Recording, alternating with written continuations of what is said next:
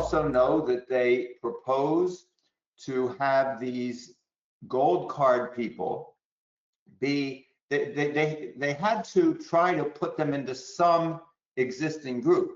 I'm sure that Trump got legal advice that they can't just create a category that doesn't exist in the law and saying we're just going to do this by mandate.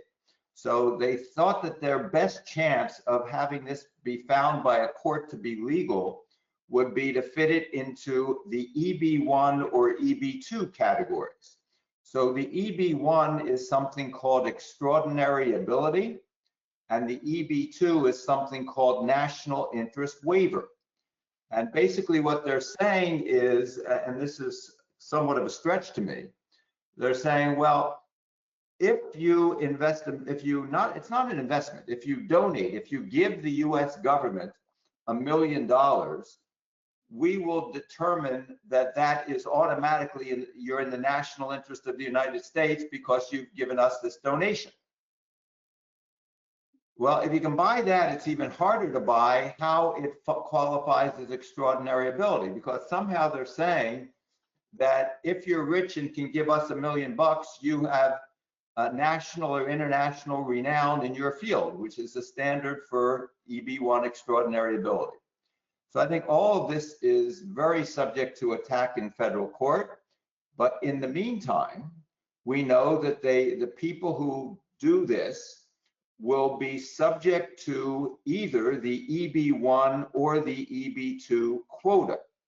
And this is important because there are backlogs in the EB1 and EB2 category, even without adding gold card investors.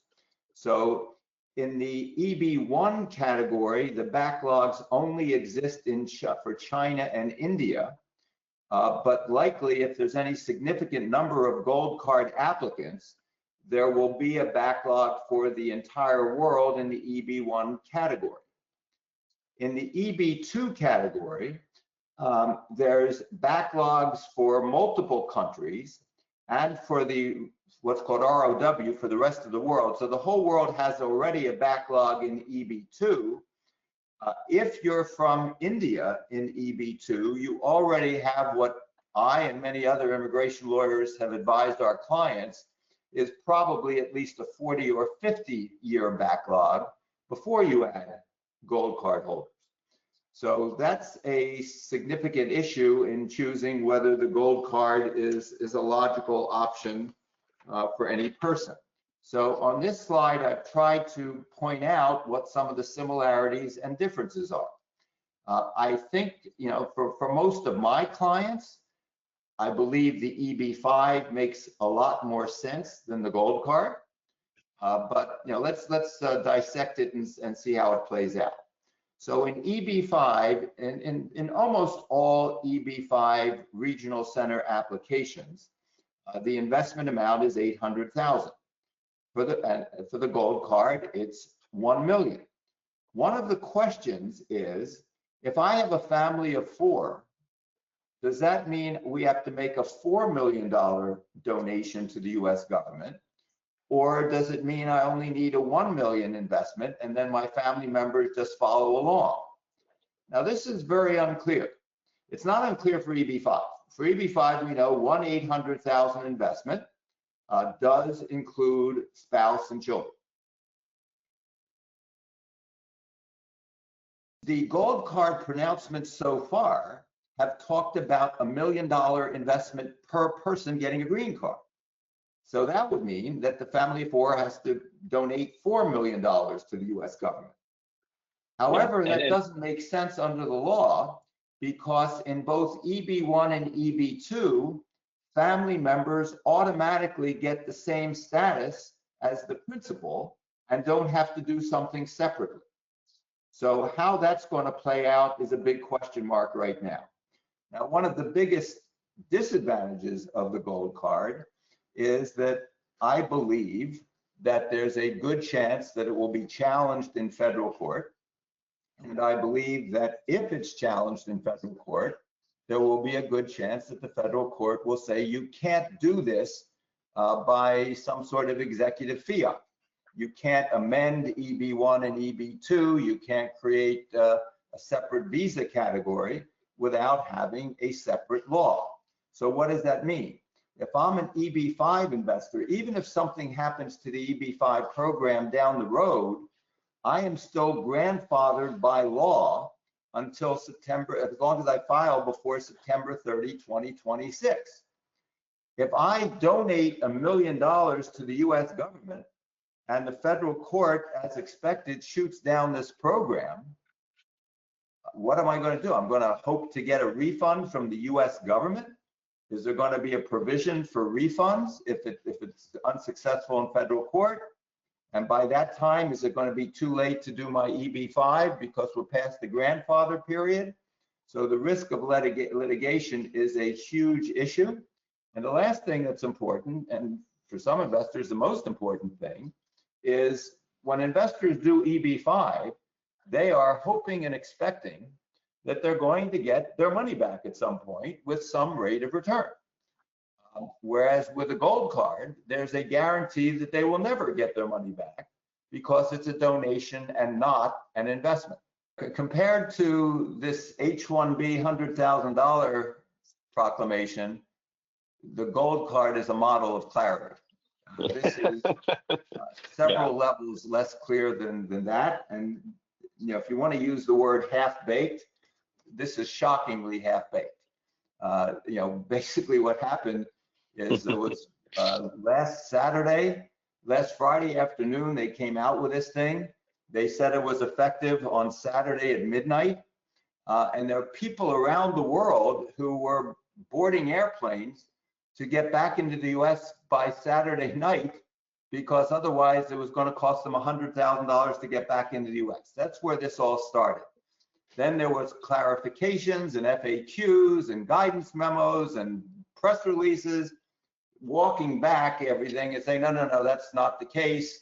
And they're still trying to figure out what the case is. So the concept that an H-1B should require a payment of $100,000 is the only thing that's consistent. But does it apply to people who already have H-1Bs? Does it apply only if they're going overseas to get a visa? Does it apply if they're trying to change their status from student to H-1B? Does it apply if they already have an H-1B and they're extending it? Does it apply if they're changing employers? Does it apply, there's certain categories, universities, nonprofits that are not subject to the H-1B quota. Does it apply to them? All these things, the answer is we don't know. I will give you my best legal understanding of what it will probably be, but the answer is it's at best educated guesses. So under the immigration law, under something called Section 212F, the president has the authority to place restrictions on people entering the US. And the key word is entering or entry. And if you go back, what is it now, 8 years, when we had the first travel ban under Trump, all of the travel ban stuff was based on Section 212F, and the president could place restrictions on who can come into the US. Well, that's a problem. They are trying to say that this is, the basis for this is 212F, but if that's the case, then it can't apply to people already in the US. It can't apply to people changing their status to H-1B. It can't apply to extensions. It can only apply to people who are leaving the US and trying to enter. So they have a problem with that. And that's one of the reasons that they've been going back and forth on how this applies. In addition to the problem of it can only apply to entries, there's the issue of what is this 100,000 thing? Is it a fee? Well, if it's a fee, it actually can't be a fee, because the immigration law is very clear that fees can only be charged on a basis that a approximates the cost of adjudication. We actually have a case in many of you know, in federal court right now challenging the increase in EB-5 fees. But you can't just throw out a $100,000 fee because it has nothing to do with the cost of adjudication. So if it can't be a fee, I guess it has to be a tax. And the problem with a tax is that Congress has the sole authority to tax. And in fact, this is before the Supreme Court now in the tariff case. So most of you on the call know that the lower court and the Court of Appeals shot down the Trump tariffs on the basis that it really constitutes a tax and it can't be done without an act of Congress. And this could be the same kind of thing. If this is not a fee, then it has to be a tax. And, you know, does Trump have the unilateral authority to impose a $100,000 tax? And I think most people I talk to and I discuss this with think there's a very good chance that this will not survive a legal challenge. Sure, so there are two important dates in the future for EB-5. One is we all know that the Regional Center EB-5 program is what was called a pilot program that is temporary and has to be extended at varying intervals. And this has been going on since, I guess, '93, and we've had countless extensions. The last extension was a 5-year extension that expires on September 30, 2027. So in order for the EB-5 program to continue as it is, beyond that, it will need to be extended. And I think probably all of us on the call would like to see it extended as much in advance of September 30, 2027 as possible in order to get rid of any last minute drama. There's also another very important date that the Reform and Integrity Act put in, and that is a grandfathering date. So that dealt with the issue of, well, if the program's going to expire, will people actually want to invest not knowing if the program expires, if they're ever going to get a green card? And so Congress dealt with that at the urging of many of us in the EB-5 community and said, as long as you file your EB-5 petition by September 30, 2026, a year before the expiration, you will be grandfathered, which means that even if the Regional Center program for some unknown reason is not extended, you're still covered and you'll still be able to get your green card. So the result of that is that there will be, looking into my crystal ball, there will be a lot of people who will be filing in the coming year in order to be grandfathered. So if you're ever thinking that maybe I want to do EB-5, there's going to be a lot of pressure on people to do it by September 30, 2026. As I've told others in my firm, probably September of 2026 is not a great time to go on vacation. I expect we're all going to be very busy.